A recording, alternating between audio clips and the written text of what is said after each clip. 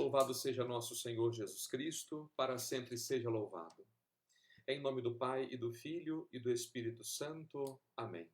Vinde, Espírito Santo, enchei os corações dos vossos fiéis e acendei neles o fogo do vosso amor. Enviai o vosso Espírito, e tudo será criado, e renovareis a face da terra. Oremos. Deus, que instruíste os corações dos vossos fiéis com a luz do Espírito Santo, fazei que apreciemos retamente todas as coisas, segundo o mesmo Espírito, e gozemos sempre da sua consolação. Por Cristo Senhor nosso. Amém. Muito boa noite a todos. Nós estamos vivendo essa nossa epopeia da epidemia, e enquanto nós estamos aí tendo de ficar confinados, vamos dar continuidade, aprofundar o nosso conhecimento a respeito da palavra de Deus. Até a semana passada, nós estávamos falando a respeito dos evangelhos sinóticos. Esses três primeiros evangelhos, excetuando-se o evangelho de João, né? E nós vínhamos falando a respeito dos evangelhos a partir desses diferentes temas que funcionavam quase que como linhas mestras que nos ajudam a nos nortear, a fazer um trajeto seguro por esses textos evangélicos. Hoje nós vamos dar início a um novo tema. Nós falaremos hoje a respeito do livro dos Atos dos Apóstolos. Em geral, os cursos de teologia tratam os Atos dos Apóstolos de duas formas. Ou juntamente com os evangelhos. Por quê? Uma vez que o terceiro evangelho, o evangelho de Lucas, tem o mesmo autor, os dos Atos dos Apóstolos, então seria lógico nós tratarmos esses dois textos juntos, já que se trata de uma obra em 2 volumes. Ou então se pode também tratar dos Atos dos Apóstolos ao estudar as cartas de Paulo, porque os Atos dos Apóstolos nos oferecem esse relato das viagens de Paulo. Paulo é um dos maiores heróis. Sobre isso nós falaremos daqui a pouco, quando nós continuarmos a nossa leitura desse texto dos Atos dos Apóstolos. Pois bem, então eu fiz esta primeira opção. Depois de tratar os evangelhos sinóticos, nós vamos agora falar a respeito dos Atos dos Apóstolos. Apesar esse nome, Atos dos Apóstolos, é um nome que já era utilizado desde o século II, não é? Santo Irineu de Lyon, São Clemente de Alexandria, século II, III, já falavam a respeito desta obra justamente com este título. Lembrando que os títulos eles foram atribuídos depois, não é? Esse título, apesar de nos ajudar a entender mais ou menos aquilo que o livro vai tratar, na verdade não corresponde completamente à verdade. Porque quando nós lemos esse título, Atos dos Apóstolos, nós pensamos que vamos encontrar ali as histórias de todos os 11 ou 12, no caso, depois da eleição de Matias, não é? E não é isso que acontece. O autor dos Atos dos Apóstolos não se interessa pela maior parte dos apóstolos. E nós só encontraremos ali as narrativas a respeito da missão de Pedro, nas primeiras páginas dos Atos, e a partir da segunda metade dos Atos, nós encontraremos esse herói que será Paulo. Os outros apóstolos, praticamente, sem dúvida alguma, eles são simplesmente esquecidos por este autor. Então, este título, ele pode, de certa forma, nos levar a uma compreensão um pouco até exagerada daquilo que seria, de fato, a pretensão deste autor. Precisamos lembrar que quando nós lidamos com os Atos dos Apóstolos, nós precisamos entender que o autor não tinha este interesse biográfico, muito embora ele se assemelhe a certas narrativas históricas antigas. Antes de nós falarmos de alguns temas mais dentro dos textos dos Atos dos Apóstolos, eu gostaria de refletir com vocês a respeito das relações que existem entre o Evangelho, o terceiro Evangelho, e o texto dos Atos dos Apóstolos.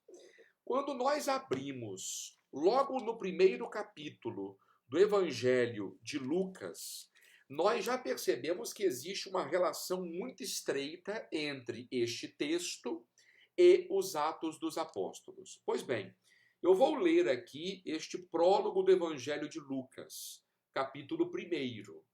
O autor diz o seguinte: visto que muitos já tentaram compor uma narração dos fatos que se cumpriram entre nós, conforme nos transmitiram os que desde o princípio foram testemunhas oculares e ministros da palavra, a mim pareceu também conveniente, após cuidadosa investigação de tudo desde o princípio, escrever-te de modo ordenado, ilustre Teófilo, para que verifiques a solidez dos ensinamentos que recebeste.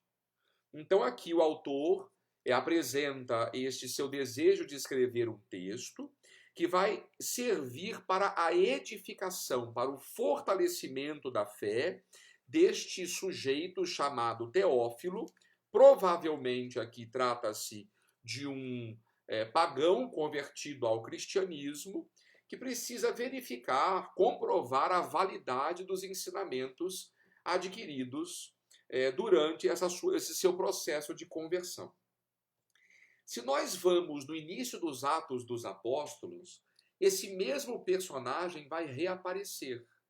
Ali em Atos 1, ele diz o seguinte: fiz o meu primeiro relato, ó Teófilo, a respeito de todas as coisas que Jesus fez e ensinou desde o início até o dia em que foi arrebatado. Vejam, já de cara nós já percebemos que existe, então, uma relação entre o texto do Evangelho, do terceiro Evangelho, e o texto dos Atos dos Apóstolos. Em primeiro lugar, o destinatário é o mesmo. Essa dedicatória que nós encontramos é para a mesma pessoa. Em segundo lugar, o texto dos Atos dos Apóstolos, ele mesmo já faz uma referência a um tal primeiro relato. Óbvio, qual primeiro relato é esse? É justamente o texto dos Atos dos Apóstolos, né, que nós vamos estudar. Além disso, as semelhanças e as relações não terminam aqui. O Evangelho de Lucas, lá no capítulo 24, ele termina com a ascensão de Jesus, apresentada lá no capítulo 24, versículos de 50 a 52. Ali, o evangelista diz que depois levou-os até Betânia, Jesus levou os apóstolos até Betânia, e erguendo as mãos, abençoou-os. E enquanto os abençoava, distanciou-se deles e era elevado ao céu. E eles se prostraram diante dele, etc, etc, etc. O evangelho termina, portanto, com este relato da ascensão de Jesus aos céus. E como é que o texto dos Atos dos Apóstolos começa? Depois desse prólogo que nós lemos aqui em Atos 1, a partir do versículo 6, nós vamos encontrar justamente esta mesma história da ascensão. Vejam então que o autor de Atos, ele retoma aquilo que ele tinha dito lá no Evangelho. Portanto, a intenção primitiva deste autor, a intenção original deste autor, era fazer, de fato, compor uma obra em 2 volumes, como de fato nós temos nas nossas mãos. É óbvio que isso daqui, quando nós pensamos nisso, nesta relação de continuidade entre Evangelho e Atos, isso também coloca algumas batatas quentes nas nossas mãos, né? Porque nós percebemos que existem também algumas quebras, algumas rupturas, que nós precisamos encontrar alguma solução para elas. Por exemplo, o próprio fato de ele descrever a ascensão, tanto no Evangelho como nos Atos dos Apóstolos, parece que é uma coisa pacífica. Só que se nós vamos lá ver o texto, nós perceberemos que existe uma diferençazinha em alguns termos. Por exemplo, no Evangelho, a impressão que nós temos é que Jesus subiu ao céu no mesmo dia da sua ressurreição. Uma outra informação que o evangelista Lucas nos dá é que a ascensão aos céus de Jesus aconteceu em Betânia, um lugarejo que ficava próximo, a alguns quilômetros de Jerusalém. Já quando vamos ler os Atos dos Apóstolos, ali no capítulo 1, Lucas fala que Jesus permaneceu ainda 40 dias com os seus apóstolos. Vejam, parece que as informações estão em conflito aqui. Além disso, o lugar da ascensão de Jesus parece que é um pouco diferente. Por quê? Porque ali nos Atos, ele fala que a ascensão se deu no Monte das Oliveiras. Então, como conciliar isso daqui? Precisamos entender, como eu dizia a vocês, que antes de tudo, o autor é um teólogo. Portanto, essas diferenças que nós vamos encontrar nos textos de Atos e do Evangelho, isso se deve, sobretudo, a essa teologia que o autor quer transmitir. No caso dos Atos dos Apóstolos, ele quer mostrar que existe uma relação de continuidade entre aquele Jesus de Nazaré e a missão dos apóstolos. Agora, aquilo que Jesus determinou para os apóstolos, de que vós sereis minhas testemunhas, a começar de Jerusalém, pela Samaria até os confins da terra, é o ressuscitado quem dá esta ordem aos apóstolos antes de subir aos céus. Lucas, de fato, ele entendeu que seria interessante, útil, acrescentar aqui este período de 40 dias após a ressurreição. 40, como nós sabemos, na Sagrada Escritura, indica o tempo de uma vida, de uma geração. Não é? É um número bastante rico, 40 dias em que Jesus foi tentado no deserto, 40 anos da peregrinação do povo hebreu pelo deserto. Então, 40 dias Jesus está com os discípulos completando a sua instrução. Qual a intenção disso? Mostrar que aquilo que os discípulos falam, eles não falam simplesmente de ouvir dizer. Eles falam porque, de fato, experimentaram o ressuscitado. Eles são testemunhas daquilo que eles viveram ao lado de nosso Senhor. Então, existe uma intenção teológica aqui por detrás. Né?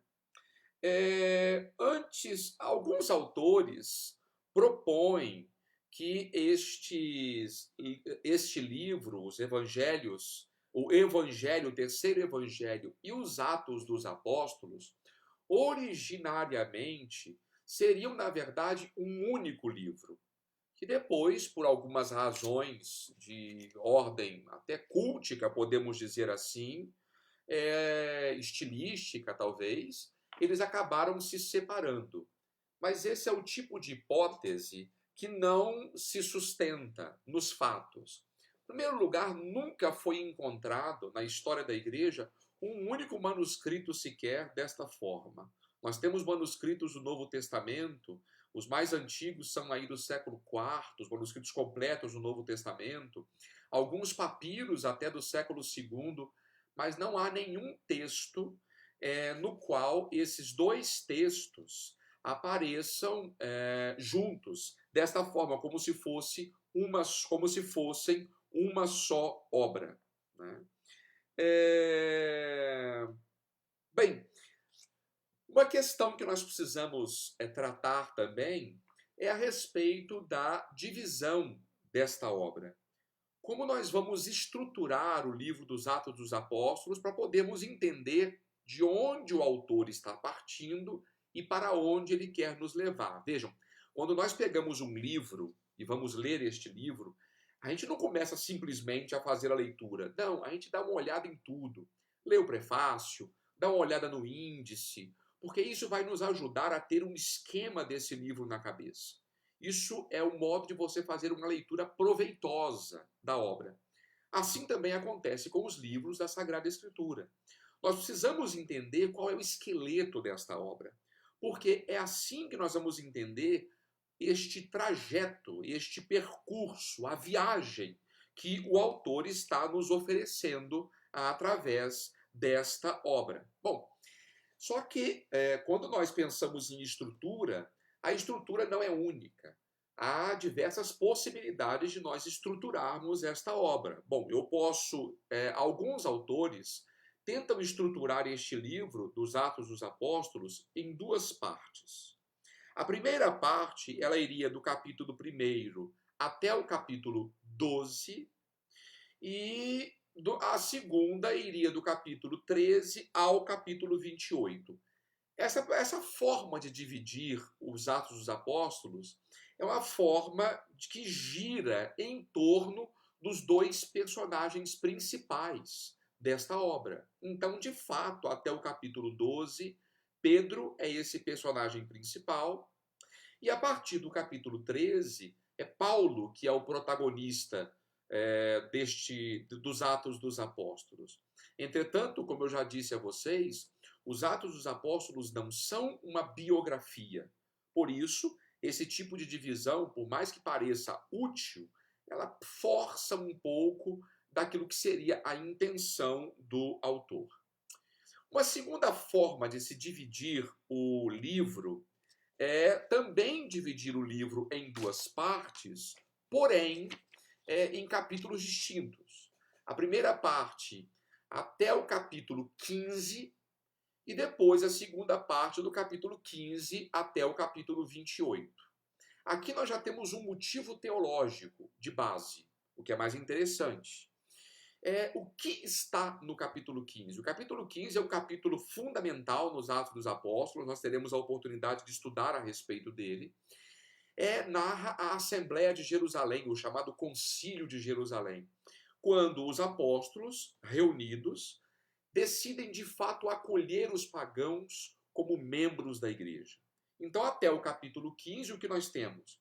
Nós temos ali o anúncio do evangelho aos judeus, e a partir do capítulo 15, nós temos este evangelho que vai de maneira bastante livre, cada vez mais franca, para os pagãos. Esta é a segunda forma de se esquematizar esta obra dos Atos dos Apóstolos. Agora, quando nós tomamos o livro, e eu já falei isso para vocês quando víamos os evangelhos, nós precisamos entender justamente qual é a razão de ele ter sido escrito. Qual é a finalidade? Antes de tudo, precisamos entender que Lucas, ao escrever os Atos dos Apóstolos, ele não é um historiador como foram outros historiadores famosos, como foi Heródoto e tantos outros historiadores gregos, conhecidos. Não. Lucas é, antes de tudo, um pastor, é um teólogo. Então nós precisamos entender o livro dos Atos dos Apóstolos a partir desta perspectiva que de fato estava na mente do autor, na mente de Lucas. Então, antes de tudo, o que não é ou o que não são os Atos dos Apóstolos? Bom, em primeiro lugar, alguns autores tentaram entender que os Atos dos Apóstolos, eles na verdade são um escrito que tenta harmonizar duas tendências que estavam em conflito na igreja primitiva. Quais eram essas tendências? Uma tendência judaizante e o cristianismo gentílico, que foi dirigido aos pagãos. De fato, no início da igreja, havia estas duas formas de cristianismo.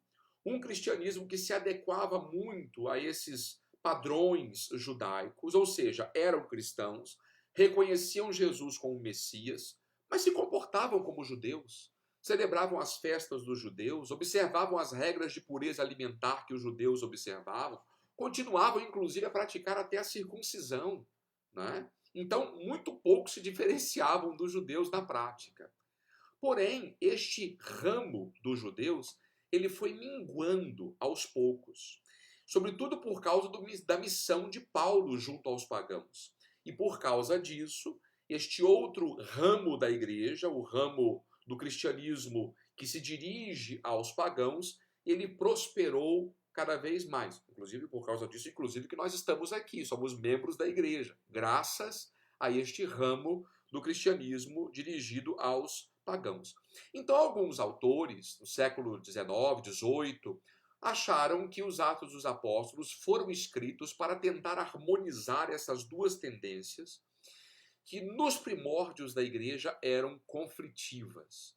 De fato, eram conflitivas essas duas tendências. Porém, qual é o problema? Historicamente falando, na igreja primitiva, não havia apenas dois grupos. Havia muito mais.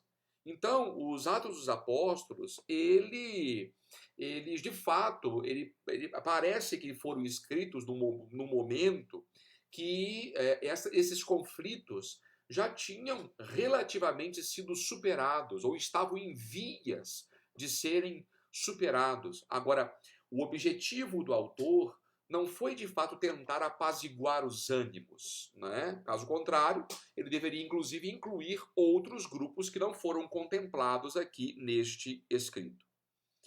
Outros autores afirmam que os Atos dos Apóstolos teriam uma intenção, digamos, apologética.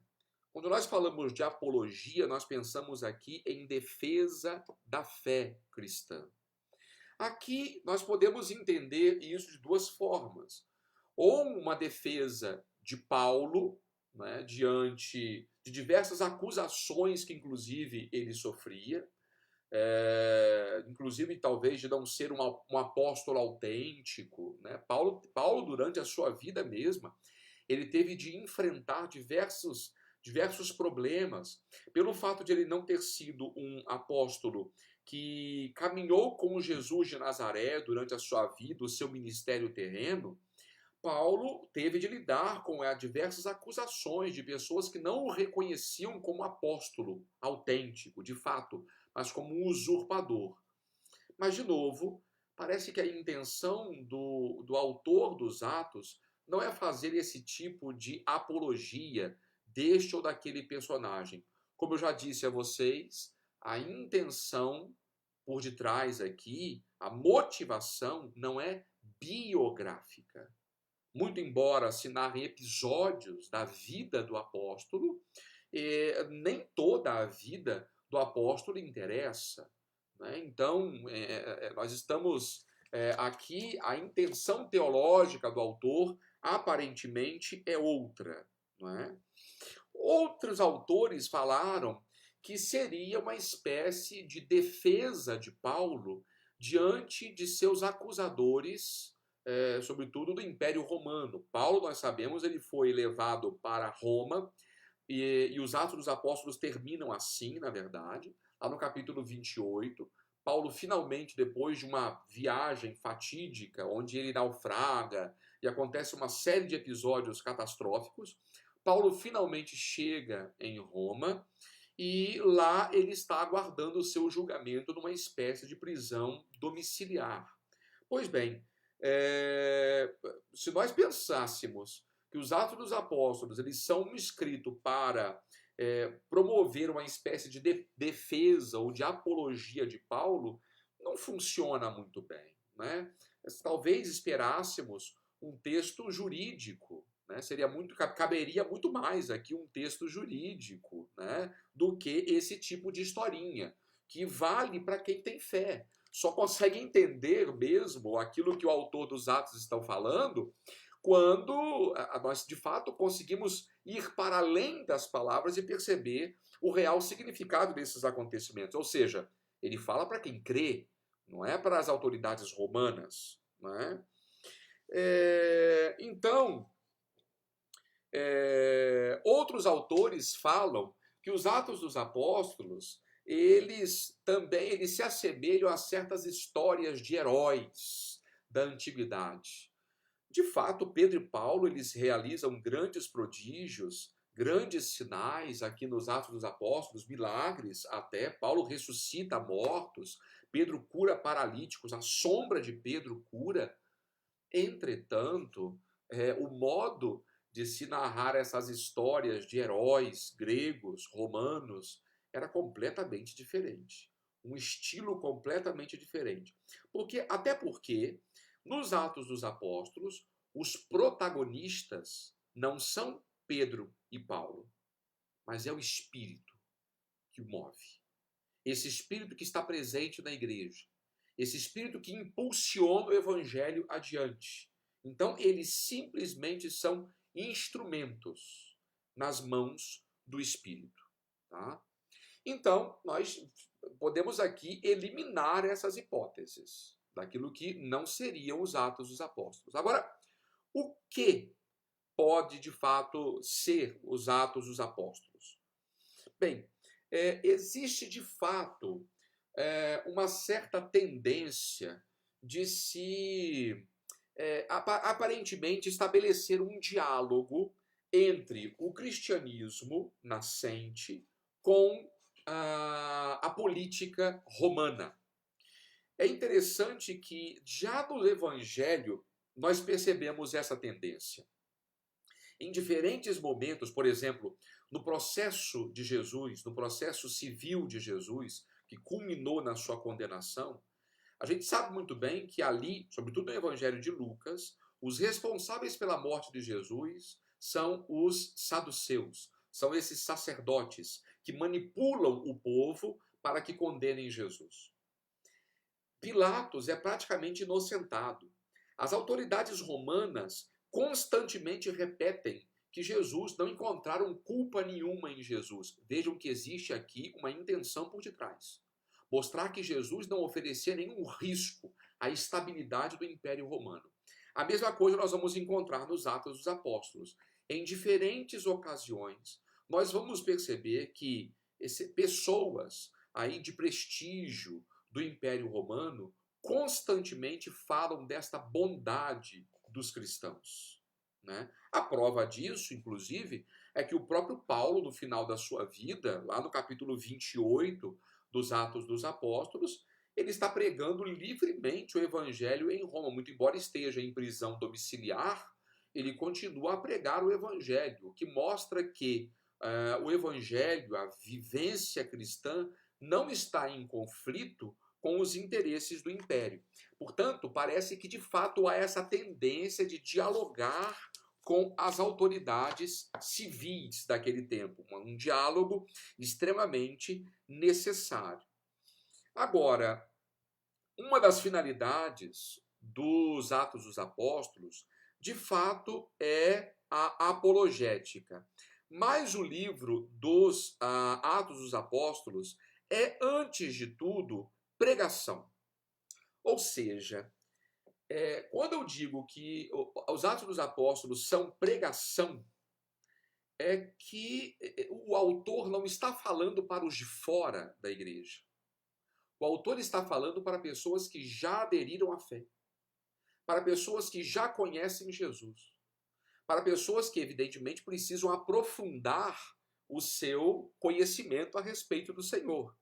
Então, como eu dizia, o protagonista dessa pregação, desta história, desta aventura aqui, é o próprio Evangelho, que vai conquistando cada vez mais espaços na força do Espírito e se servindo desses instrumentos que são esses homens escolhidos pelo próprio Senhor Jesus.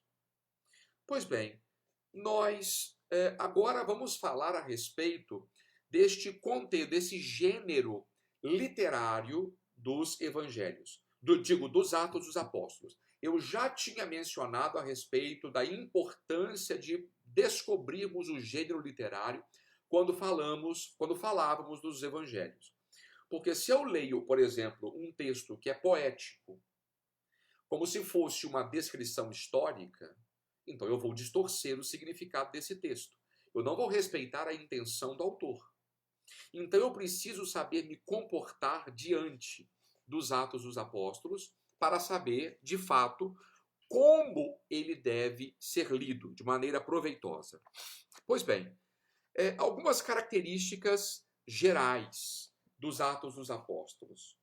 Nós não vamos encontrar nem na Sagrada Escritura, nem na literatura judaica extra-bíblica, nem na literatura pagã, nenhum texto semelhante aos Atos dos Apóstolos. Mesmo as histórias dos apóstolos apócrifas, que são esses livros que se inspiram nos livros inspirados, mas que narram aí aventuras de outros apóstolos, quando nós vamos ler essas histórias, elas são radicalmente diferentes disso que nós encontramos aqui nos Atos dos Apóstolos. Por quê? Como eu dizia, o interesse aqui, em primeiro lugar, não é biográfico. Em segundo lugar, precisamos entender que esta é uma narrativa de tipo missionário. Ou seja, existe alguma semelhança com uma narrativa de literatura missionária, até no judaísmo. Os judeus também faziam missão, não é? O próprio Jesus fala disso, né? Que os judeus eles partem em missão para para converter as pessoas para a sua religião. Porém, esta forma escolhida aqui pelo autor, ela é totalmente trabalhada a partir de uma perspectiva teológica. Ou seja, mais do que informar a respeito de dados históricos, o autor, ele partindo da história, ele comunica uma teologia.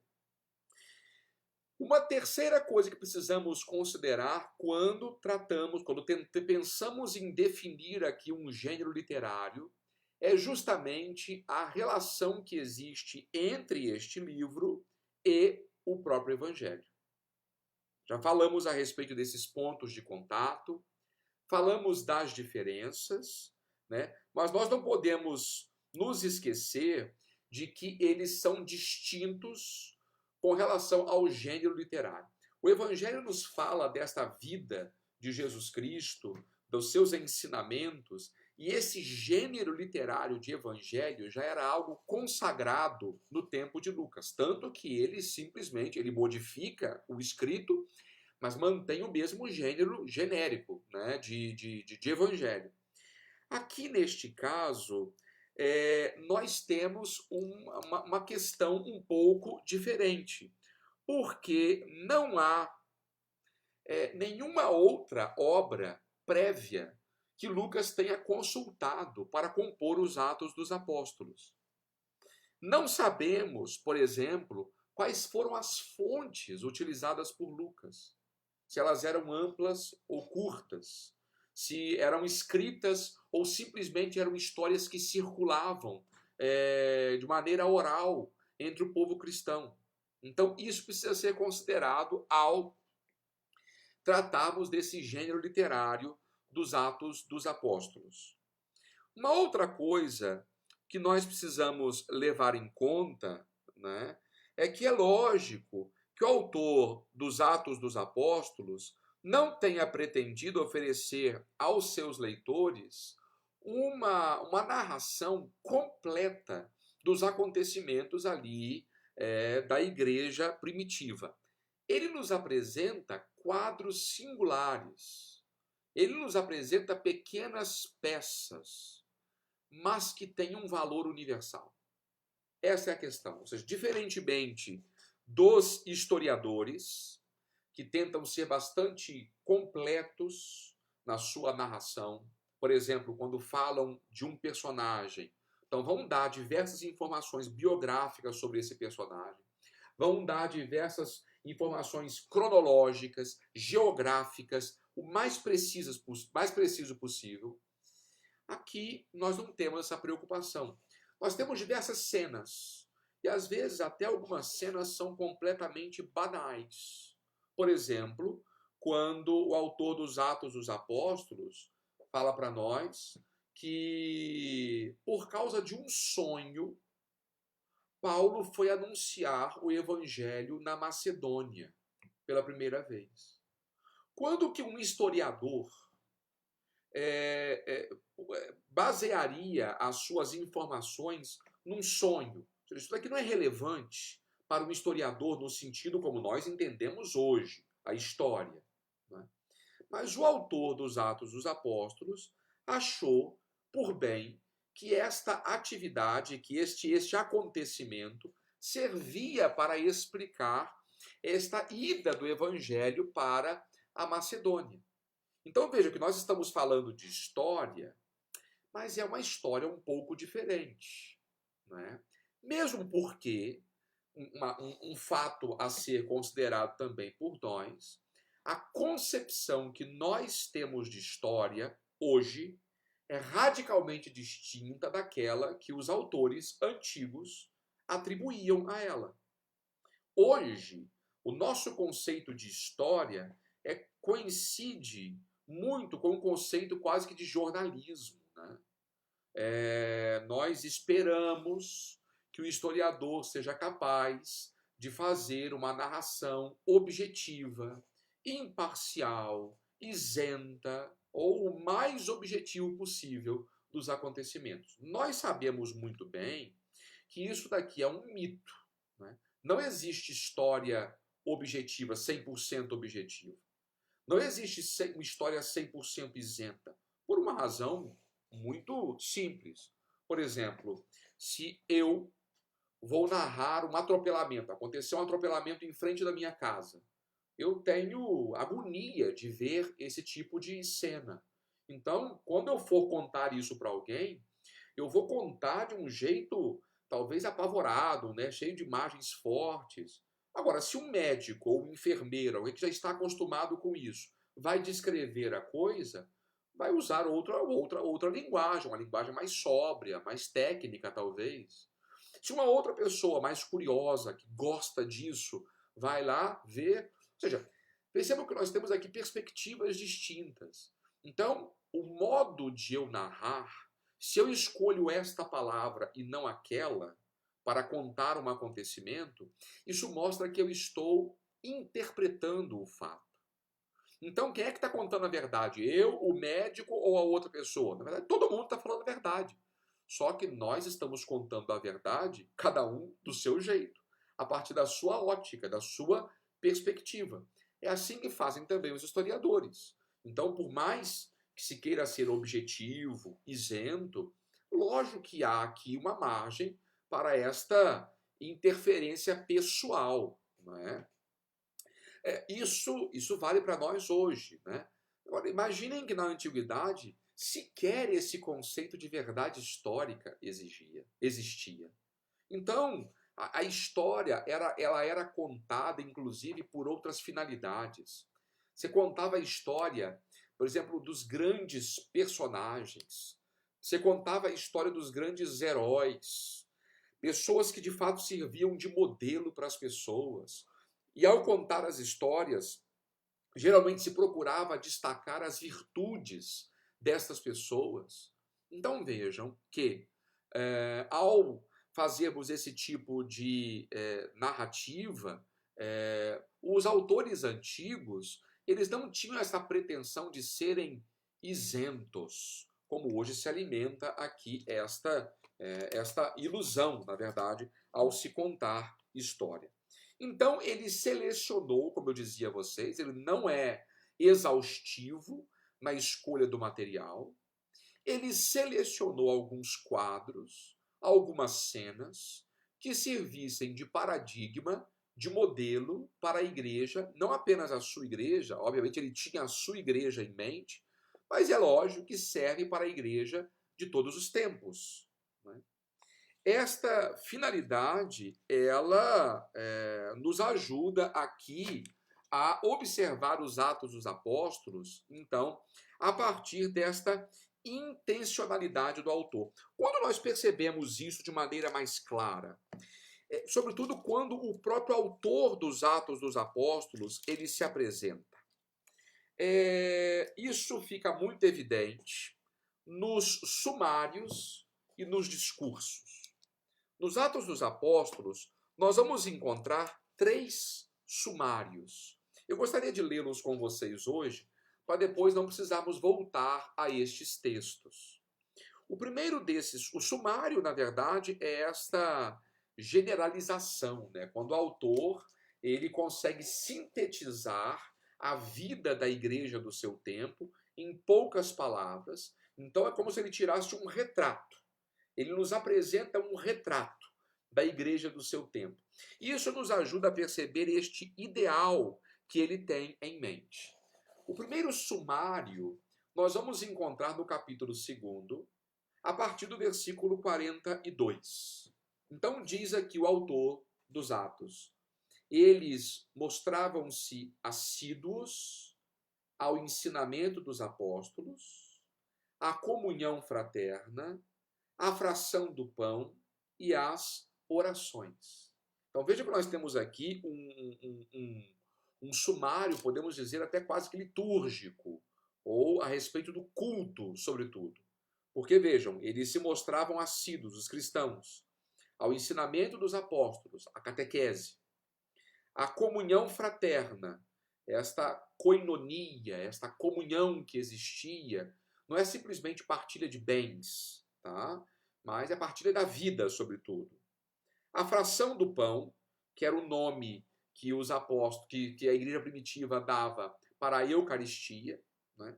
E as orações. Essas orações que, inclusive, eram celebradas até mesmo no templo, né? Os Atos dos Apóstolos nos apresentam aqui os cristãos que vão constantemente ao templo em Jerusalém para rezar. O segundo sumário nós vamos encontrar no capítulo 4, a partir do versículo 32. Nesse sumário, nós já temos aqui um outro tema. O tema é justamente das necessidades da igreja, como elas eram vividas, como elas eram solucionadas. Vejamos aqui o texto, capítulo 4, versículo 32. A multidão dos que haviam crido eram um só coração e uma só alma. Ninguém considerava exclusivamente seu o que possuía, mas tudo entre eles era comum. Vejam aqui o retrato que Lucas então está nos apresentando. Com grande poder, os apóstolos davam o testemunho da ressurreição do Senhor e todos tinham grande aceitação. Não havia entre eles necessitado algum. De fato, os que possuíam terrenos ou casas, vendendo-os, traziam os valores das vendas e os depunham aos pés dos apóstolos. Distribuía-se então a cada um segundo a sua necessidade. Então aqui nós temos um aspecto desta koinonia. É justamente o fato de a comunidade cristã produzir esta admiração nas pessoas. Por quê? Porque não havia necessitados entre eles. É lógico que isso daqui, como eu disse a vocês, é uma idealização. Não quer dizer que a igreja de Jerusalém vivesse uma espécie de comunismo cristão, onde todo mundo vende aquilo que tem e vamos partilhar, onde tudo é de todos. Não.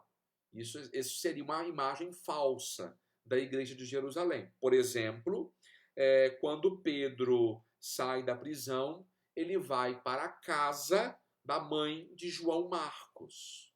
Ou seja, a comunidade de Jerusalém Havia pessoas que possuíam, portanto, bens. E o fato de aqui dizer que não havia necessitados entre eles. Ora, se nós vamos ler nas cartas de Paulo, Paulo, durante muitos períodos da sua vida, ele organizou coletas entre as suas igrejas, as igrejas que ele tinha fundado, em favor da igreja mãe de Jerusalém. É sinal de que lá a vida não era tão fácil assim, havia pobres em Jerusalém. Quando eu apresento aqui esse sumário, quando Lucas nos apresenta este sumário, não é que ele está, de fato, apresentando algo que a igreja vivia 100%. Ela podia até se esforçar por viver isso. Porém, a igreja de Atos é uma igreja que passava também por suas dificuldades, por suas crises. Né? Agora, Lucas, ele tem esse objetivo de apresentar um modelo a ser seguido. Esta é a questão. Bem, tanto é verdade que, logo após esse sumário, ele vai apresentar dois exemplos. Um exemplo positivo e um exemplo negativo de generosidade de partilha. O exemplo positivo é o exemplo de Barnabé. Aqui o texto diz, versículo 36, José, a quem os apóstolos haviam dado o cognome de Barnabé, que quer dizer filho da consolação, era um levita originário de Chipre, sendo proprietário de um campo, vendeu-o e trouxe o dinheiro depositando aos pés dos apóstolos. Então percebam que, de fato, havia pessoas que tinham esse tipo de atitude. Mas não quer dizer que todo mundo fizesse isso. Agora, nós temos um exemplo negativo também aqui nos Atos dos Apóstolos, apresentado logo abaixo, a questão de Ananias e Safira, que vendem uma propriedade, dizem que venderam por valor X, e dizem aos apóstolos que estão dando todo o dinheiro para a comunidade, mas na verdade estão retendo uma parte para si. Pedro, sabendo desta fraude, ou seja, ele tinha essa consciência pelo Espírito Santo, ele diz: para que vocês foram mentir? Por que vocês se deixaram seduzir por Satanás? Vocês poderiam ter ficado com o dinheiro todo para vocês. Vocês não eram obrigados a fazer a oferta de absolutamente nada. Qual é o pecado de Ananias e Safira? Não é a questão do egoísmo, de guardar o dinheiro. É a mentira. É porque, vejam, até esse momento, a igreja de Jerusalém era um só coração e uma só alma. Essa era a questão. E a partir desse episódio de Ananias e Safira, nós temos o primeiro caso de divisão na igreja, que é motivado por quê? Que é motivado pelo dinheiro. Olha que interessante essa visão aqui de Lucas, o egoísmo de Ananias e Safira. E o terceiro sumário, nós vamos encontrar no capítulo 5, a partir do versículo 12. Esses terceiros sumários se falam justamente dessas grandes obras que eram realizadas pelos apóstolos. Pelas mãos dos apóstolos, faziam-se numerosos sinais e prodígios no meio do povo. Costumavam estar todos juntos, de comum acordo, no pórtico de Salomão, e nenhum dos outros ousava juntar-se a eles, embora o povo os engrandecesse.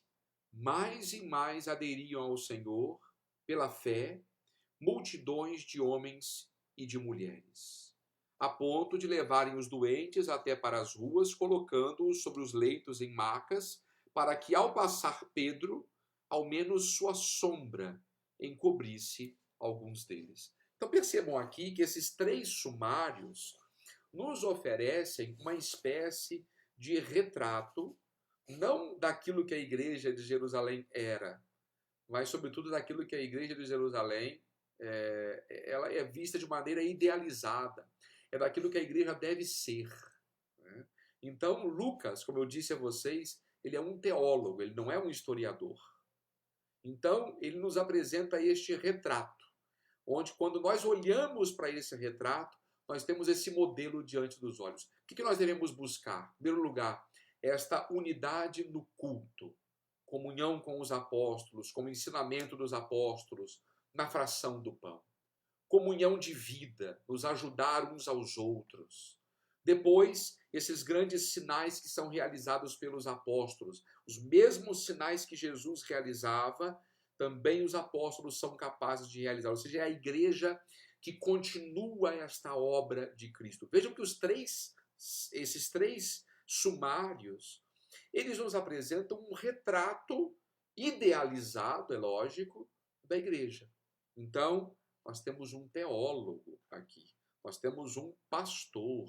Então, se eu tomo os Atos dos Apóstolos e acho que esse texto, ele deve simplesmente, eu devo ler esse texto, como eu leio o manual de história moderno, então o problema está em mim. Uma outra questão que precisamos considerar quando tratamos os Atos dos Apóstolos são os discursos que existem nos Atos. Se a gente vai ler os Atos dos Apóstolos, os maiores acontecimentos dos Atos dos Apóstolos são aí permeados por discursos. Por exemplo, na manhã de Pentecostes, Pedro toma a palavra e fala àquela multidão de judeus. Paulo, quando chega a Atenas, ele vai até o Areópago e aí ele fala para aqueles pagãos. Depois do batismo de Cornélio, Pedro fala para os cristãos de Jerusalém, que estavam insatisfeitos com este ato de Pedro. Sempre os Atos dos Apóstolos guardam esses discursos. E é lógico que nós precisamos pensar a respeito deles. Em primeiro lugar, não temos como ignorar esses discursos aqui presentes. Em segundo lugar, nós precisamos pensar por que eles estão aqui. Pensem o seguinte, minha gente. Eu estou falando essas palavras aqui para vocês agora.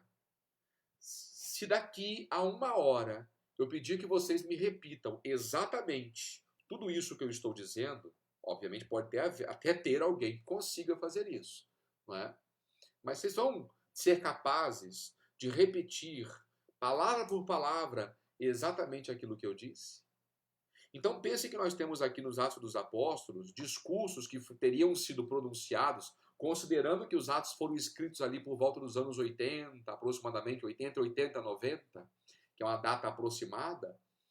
Então, e Paulo morreu nos anos 60, então pelo menos uns 30 anos de diferença nós temos ali. Esses discursos, por mais que eles fossem conservados pela igreja primitiva e repetidos, etc., a gente sabe muito bem que não tinha ninguém ali com um gravador na época. Não tinha ninguém com um bloco de notas. Pedro e Paulo, ao fazerem os seus discursos, eles não desenrolavam um pergaminho e faziam um discurso lido. Vou guardar isso daqui porque depois alguém vai precisar. Não. Os discursos eram feitos de maneira improvisada, oralmente. Pois bem, então precisamos entender que os discursos aqui, eles são uma composição do autor. É o trabalho do autor. Mas isso daqui era o modo como os autores antigos faziam a história. O interessante é perceber que, apesar de ser uma obra do autor, o autor ele tem essa preocupação de dizer, mais ou menos, aquilo que seria dito naquela ocasião. Por exemplo, quando Pedro, na manhã de Pentecostes, vai falar para os judeus, nós vamos ver ali no discurso querigmático de Pedro uma quantidade incrível de citações de passagens do Antigo Testamento. Por que isso? Pedro está falando para judeus. Judeus que conheciam a Escritura, que eram judeus piedosos, que conheciam a palavra de Deus. Portanto, ele está recorrendo às citações do Antigo Testamento na sua argumentação. Então, ainda que Pedro não tenha dito estas mesmíssimas palavras, esse tipo de argumentação seria muito bem entendida nessa circunstância específica. Quando Paulo, por exemplo, vai no Areópago, se a gente vai ler o discurso de Paulo em Atenas, não existe nenhuma citação sequer do Antigo Testamento. Por quê? Ele está falando para pagãos. Então não teria sentido Paulo, ali, naquele contexto, citar o Antigo Testamento. Então o autor, óbvio, ele sabe disso. Ou seja, Paulo pode não ter dito estas palavras, mas as palavras que ele colocou traduzem mais ou menos aquilo que Paulo certamente teria dito naquele contexto.